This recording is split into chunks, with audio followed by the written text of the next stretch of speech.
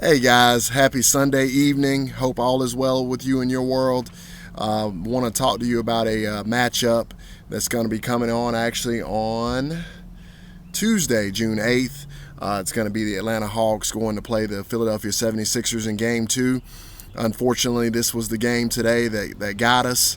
The Hawks were able to prevail. We had Philadelphia -3 in this one. Joel Embiid did play. And I have a lot of thoughts about this particular game from earlier today. And this one was a little frustrating to watch. Philadelphia 76ers have shown all year long that they're a great defensive team. They are the second highest rated defensive team in the National Basketball Association for 2021, but they didn't play like it today.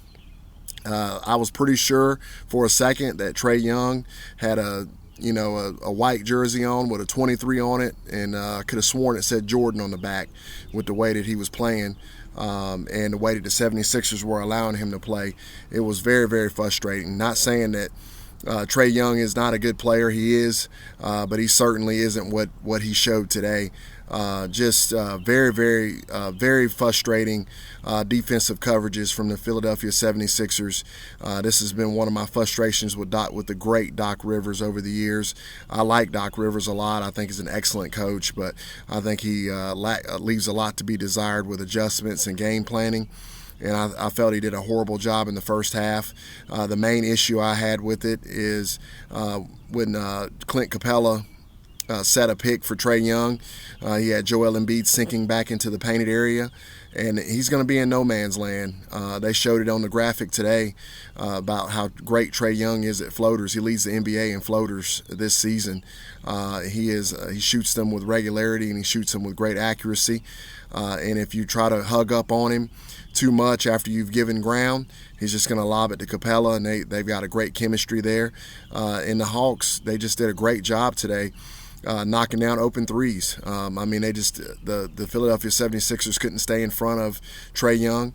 And it goes back to some of my frustrations in the past. I've said it a million times. As you guys know, I'm a Warriors fan. And for those of you who watch, and they trap. As soon as Steph Curry comes across the half court line, they're trapping him, getting the ball out of his hands. And it doesn't matter that if KD's on the floor, it doesn't matter if Klay Thompson was on the floor. They're trapping Steph Curry to get the ball out of his hands. And I don't understand when some of these guys get it going, like Trae Young had it going today, why you don't trap him more. Now, we saw a lot more of that.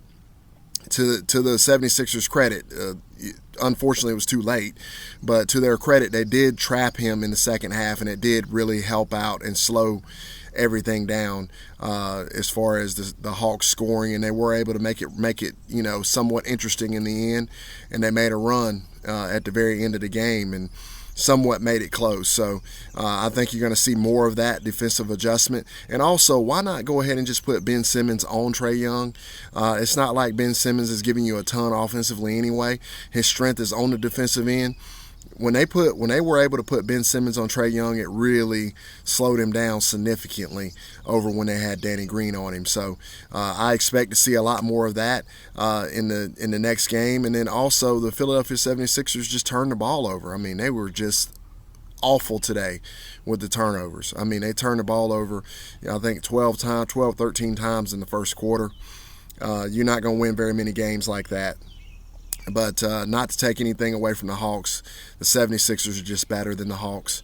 And I'm going to, make reference to a line from wartime, from like World War I or II. I think it's World War II, actually, when the Japanese bombed Pearl Harbor, and they said, the leader says, "I fear we've awoken a sleeping giant." I think that the Hawks have awoken the Philadelphia 76ers in this next game. They're favored by 3.5. That ain't enough. It's going to be really, really, really awful for the Atlanta Hawks. Excuse the barking. It's my lovely dog, Sadie. She likes to bark and eat during my videos. But anyway, with all that being said, I think that the 76ers handle business in this second game. This is not going to be a close game. You're going to see a much different 76ers team on defense. You're going to see a much different 76ers team protecting the basketball. And Joel Embiid looked really good today. That was a really good sign for the 76ers going forward in this series. They're going to take care of business in game 2. I feel very, very confident on that. Also, over-under in this game is 220.5. Today was an anomaly, guys. It went way, way over. I expect the over-under, I think it is actually 220.5 again. I think it was 220 today. It's gonna stay under, I believe. That's my thoughts on that. But also, just a disclaimer on over-unders, guys. They're very finicky, so if you're betting those over-unders, just be a little bit more conservative than you would be on just betting the spread. So, with all that being said, I got the Philadelphia 76ers minus 3.5 on Tuesday night, June the 8th, to even this series up 1-1.